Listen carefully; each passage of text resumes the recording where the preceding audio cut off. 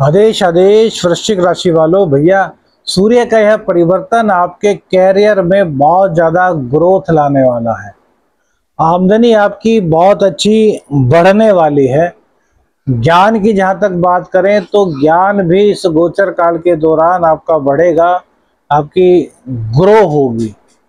यहाँ पर कुछ परिस्थितियां हैं जिनको समझना बहुत जरूरी है।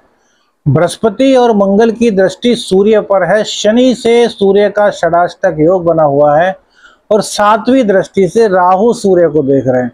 तो मिलना तो आपको देखिए सब कुछ है, लेकिन कब मिलेगा? जब आप जो क्रूर ग्रह अपनी दृष्टि डाल करके सूर्य देव पर सूर्य को कमजोर कर रहे हैं, उस कमजोर करने वाली चीज को आपको पकड़ करके उसे दूर कर देना है।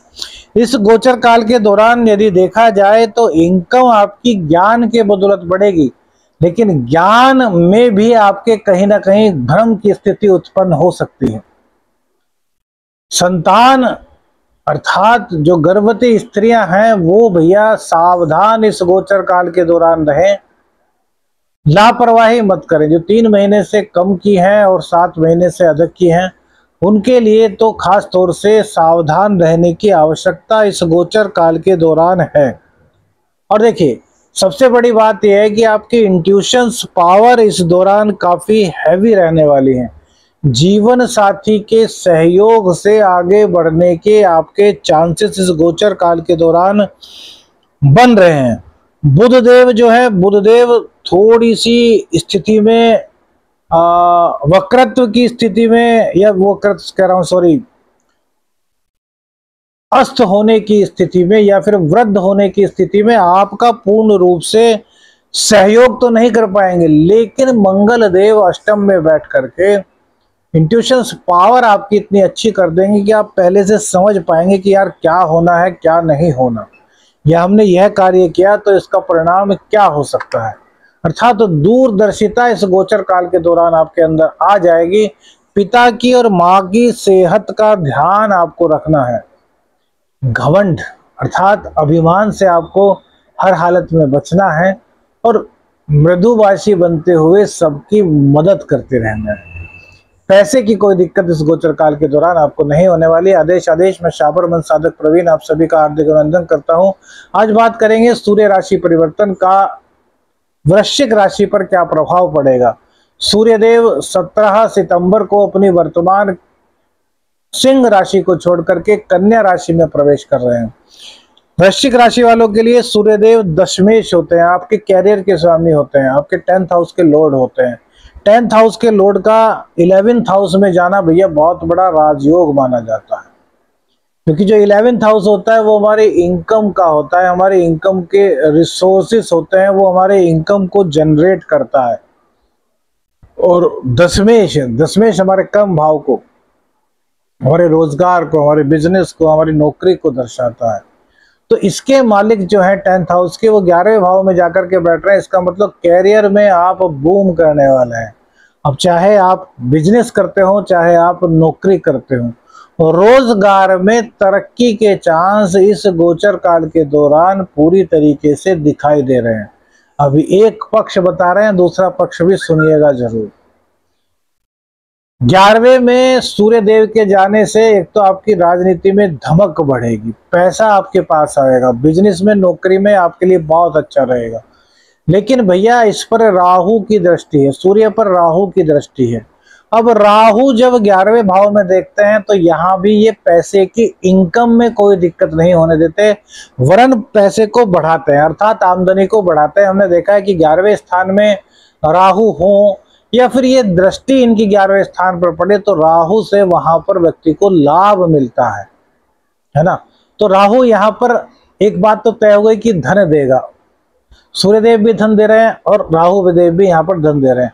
लेकिन राहु सूर्य को दृष्ट करके उनको कमजोर करने का कार्य कर रहे हैं, तो कैरियर का जो हाउस है वो आपके कमजोर हो सकता है।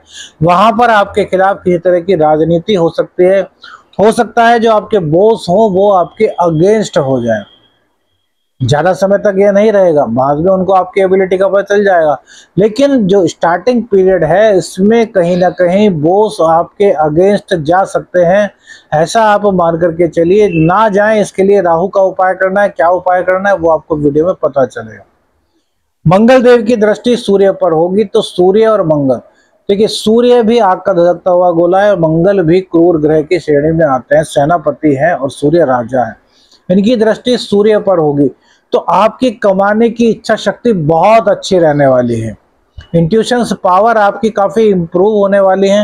आपको यदि आप बिजनेस करते हैं, नौकरी करते हैं, तो आपको अपने हर स्टेप के बाद थोड़ा सा अंदाजा हो जाएगा कि मैंने यह स्टेप लिया तो इसका रिजल्ट यह हो सकता है, उसके बाद यह अगर मैं स्टेप लेता हूं तो उसका रिजल्ट यह आ सकता है।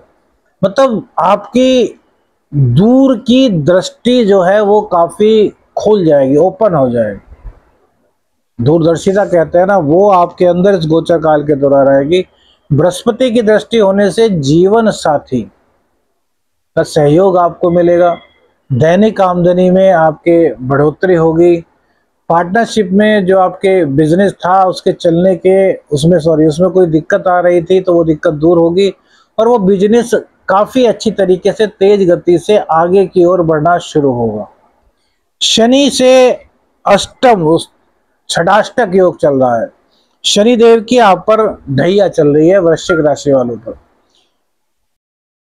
सुखों में कहीं ना कहीं इस गोचर काल के दौरान कमी महसूस होगी।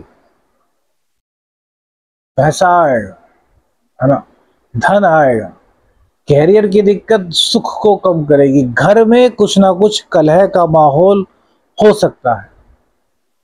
घर में चार बर्तन है तो खड़केंगे और उन खड़कने की जो आवाज है वो आपके सिर को काफी भारी लग सकती है और इसके कारण आप अहंकारी होकर के या फिर गुस्से में आकर के कलह का माहौल बना सकते हैं, जो कि आपको नहीं बनाना चाहिए। षडाष्टक का यही तो परिणाम होता है। अब षडाष्टक में कार्यों में थोड़ा सा विलंब भी होता है, तो भैया विलंब होता है तो होने दीजिए, पर आएगा तो आपके पास ही 2 दिन बाद आ जाएगा, जाएगा कहाँ। तो अपनी परिपाटी ऐसे ही बना लीजिए कि हमें दिखाई दे रहा है कि षडाष्टक योग है तो विलंब हो सकता है, ढैया भी है तो विलंब हो सकता है। हालांकि शनिदेव वक्री हैं, वक्रत्व में अपना अच्छा प्रभाव देते हैं तो आपके लिए ये अच्छा शुभ फल देंगे। लेकिन फिर भी यदि विलंब हो रहा है कहीं पर तो थोड़ा सा आपको पेशेंस रखना होगा, गुस्से को त्यागना होगा, अहंकार को अपने जीवन में स्थान नहीं देना। गर्भवती जो स्त्रियां हैं 3 महीने से कम और 7 महीने से अधिक की, उनको अपने गर्भ का ख्याल रखना है। उनको बिल्कुल भी भैया लापरवाही नहीं करनी।